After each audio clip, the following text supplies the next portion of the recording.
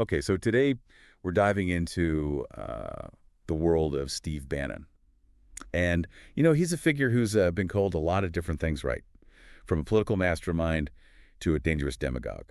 Yeah, and I think You've sent over a ton of fascinating articles and research on Bannon. And one thing's for sure, he sparks some strong opinions. So is he a visionary? Or is he a con artist? yeah. Grifter or gifted? That's what we're trying to figure out today. Yeah, I think one of the most interesting things about Bannon is just how unusual his career trajectory is. He's gone from the Navy to Wall Street to Hollywood and now to the world of politics. Yeah, you're right. It's not your typical path to power. And when you look at his early years, it's clear he's not your average Joe. No, not at all. I mean, the guy goes from Benedictine College preparatory to Virginia Tech, then serves 7 years in the Navy. And while he's in the Navy, he somehow manages to get a master's degree in national security studies from Georgetown. And then from there, he gets an MBA from Harvard. And after that, he ends up at Goldman Sachs. So clearly he's ambitious, driven, and, he wants to be where the power is, whether that's military strategy, finance, or, well, we'll get to that. Right, exactly. But then he leaves the world of high finance for Hollywood. Mm. And that's where things take a pretty interesting turn. Yeah, it does seem kind of baffling on the surface, right? Yeah. But I think it's actually crucial to understanding him because in Hollywood, he produces a string of documentaries that often have a pretty clear conservative slant to them. But it's more than that, I think. He's learning the art of storytelling there. He's mastering this ability to connect with an audience on a really emotional level. And as you'll see, that becomes a very, very powerful weapon in his arsenal. So he's got this military background, this Wall Street experience, and now he's a Hollywood producer. Is this where we start to see the seeds of the political Bannon? I think so, because this is where Breitbart News enters the picture. So in 2012, Bannon becomes the executive chairman of Breitbart News. And let's just say things get a lot more interesting. Breitbart was already known for being provocative and having this no-holds-barred style of journalism. But under Bannon's leadership, it really becomes this major platform for the burgeoning alt-right movement. So he's giving a voice to this fringe group espousing white nationalism and all this anti-establishment anger. But is he truly a believer in their ideology? Or is he just using them to gain more power and influence? Well, that's the question, isn't it? I mean, Bannon himself called Breitbart the platform for the alt-right, but then he later distanced himself from the movement and called them losers. But what's clear is that under his leadership, Breitbart played a really significant role in shaping conservative media. They really pushed this nationalist populist agenda that really tapped into a deep well of discontent among a certain segment of the population. And I think this is where we start to see the groundwork being laid for what would eventually become Trumpism. Those same themes of economic anxiety, resentment toward elites, and this feeling that the system is rigged against the average person. Exactly. And Bannon, with his understanding of media and messaging, he knows exactly how to tap into those feelings, how to amplify them, and how to turn them into a real political force. He sees the power of social media and how it can be used to create these echo chambers where these anxieties and resentments can fester and grow. He understands how to craft a narrative that really resonates with people who feel left behind, ignored, and betrayed by the establishment. So is he almost like an anthropologist in a way, studying and exploiting the tribal instincts of a certain portion of society? But is he doing this for some grand ideological purpose? Or is it all just a means to an end, a power grab? That is the million-dollar question. And it gets even more complicated when he joins the Trump campaign in 2016. It does seem almost inevitable, though, when you look back on it. You have this guy who understands finance, understands media, and most importantly, he understands how to tell a compelling story. And I think in Trump, he saw a vehicle, almost like a blank slate onto which he could project his own ideological ambitions. And we can't forget that he joins the campaign at a really crucial moment. It's August 2016, and Trump's campaign is floundering. A lot of political pundits had written him off at that point. But Bannon saw something different. He saw an opportunity. And he comes in with a certain level of focus, right? Almost a ruthlessness that some would say was missing from the Trump campaign.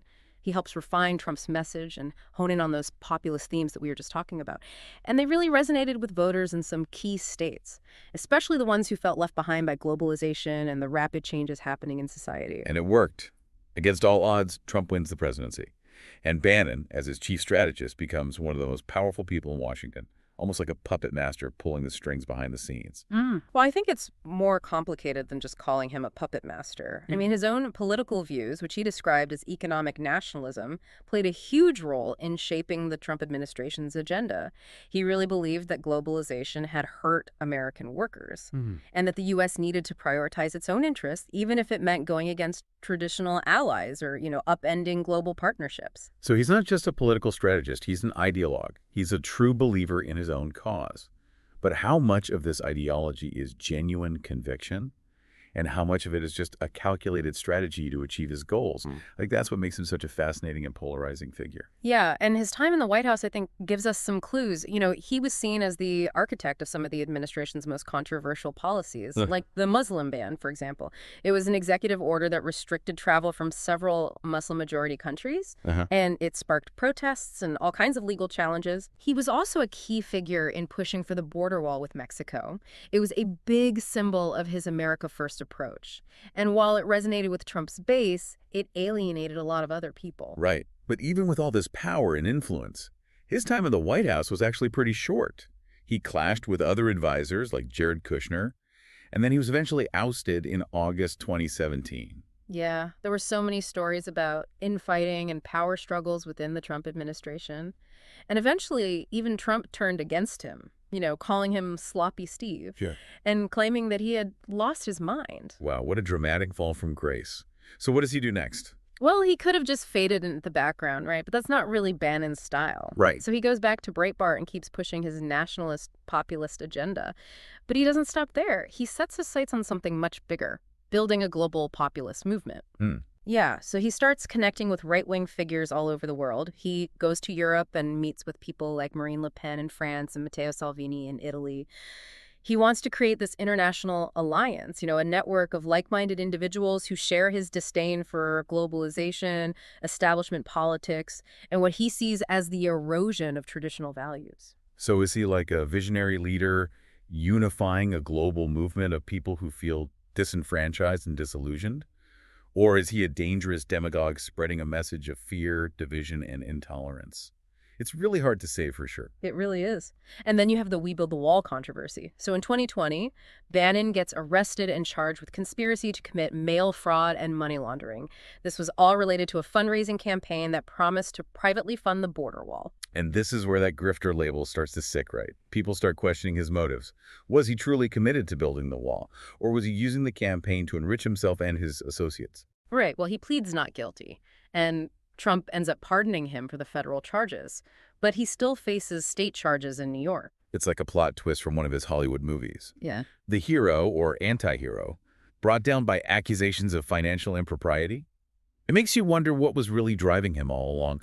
Was it ideology, ambition, greed, or maybe a mix of all three? To understand Bannon, you really have to look at the web of ideologies that shaped his worldview. And this is where things get really interesting. Okay, I'm listening. Well, this is where we start to see some of the more controversial elements of Bannon's intellectual influences. Okay. He's expressed admiration for figures like Lenin and Mussolini. And as you know, those leaders weren't exactly known for being champions of democracy. Yeah, that's a little unsettling. I mean, how do you reconcile those kinds of influences with his claims of wanting to empower the working class and restore America's greatness? Right, it's a real puzzle. And it gets even more complex when you factor in his interest in the traditionalist school. It's a philosophical movement that views modern society as being decadent and corrupt. They really yearn for a return to a more hierarchical, pre-Enlightenment social order. Okay, now that's getting a little complicated. What does that even mean, like in practical terms? What's basically a rejection of individualism and egalitarianism, the things that have really come to define Western society. Traditionalists often romanticize a past where social roles were very clearly defined and where authority was basically unquestioned. It's a worldview that is very suspicious of democracy, mass culture, and what they see as the corrosive effects of modern life.